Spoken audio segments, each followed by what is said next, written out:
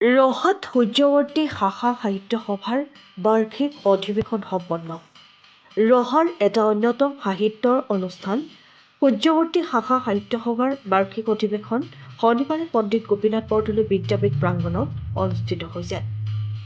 ৰহাৰ বিশিষ্ট লেখিকা তথা বিশিষ্ট মহিলা শিক্ষাবিদসকলেৰে গঠিত শতদল সূৰ্যৱৰ্তী শাখা সাহিত্য সভাৰ বৰ্তমানৰ সভানেত্ৰী তুলুপ্ৰভা শইকীয়াৰ সভাপতিত্বত অনুষ্ঠিত হোৱা সভাখন উদ্বোধন কৰে অসম সাহিত্য সভাৰ প্ৰাক্তন প্ৰধান সম্পাদক পদুম ৰাজখোৱাই।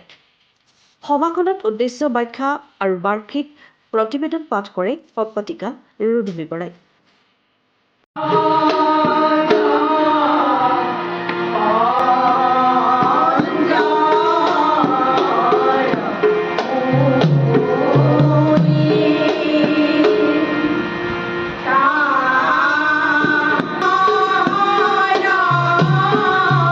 আজি 1 জুন তাৰিখে সূৰ্যৱতী শাখা সাহিত্য সভাৰ 2023 আৰু 24 বাৰ্ষিক অধিৱেশনখন অনুষ্ঠিত কৰা হৈছে আৰু এই অনুষ্ঠানত আমি এখন সৰু ছুটি যদিও কাৰ্যসূচী এখন ৰাখিছোঁ।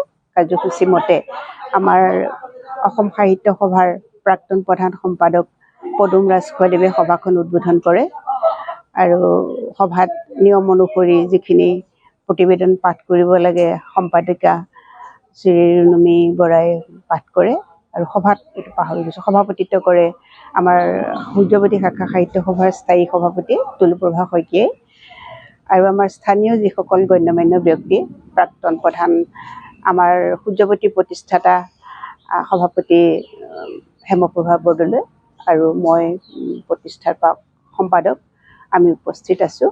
বাইদেৱে বন্তি প্ৰজ্বলন কৰিছে। তাৰপিছতে এতিয়া নিৰ্দিষ্ট বক্তা হিচাপে আমি ৰহা মহাবিদ্যালয়ৰ প্ৰাক্তন অধ্যাপিকা ৰাজশ্ৰী বৰাক বিশেষভাৱে মাতিছোঁ আৰু ইয়াৰ মাজতে গীত মাত আছে আৰু সাংগঠনিক দিশৰ বক্তব্য ৰাখিবৰ বাবে আমি আমাৰ প্ৰতিষ্ঠাপক সম্পাদক বিনোদ ঠাকুৰীয়াদেৱক অনুৰোধ জনাইছিলোঁ। তেখেতৰ বক্তব্য আছে।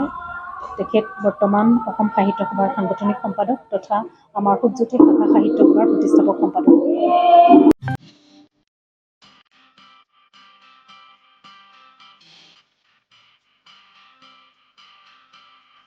Report time officer.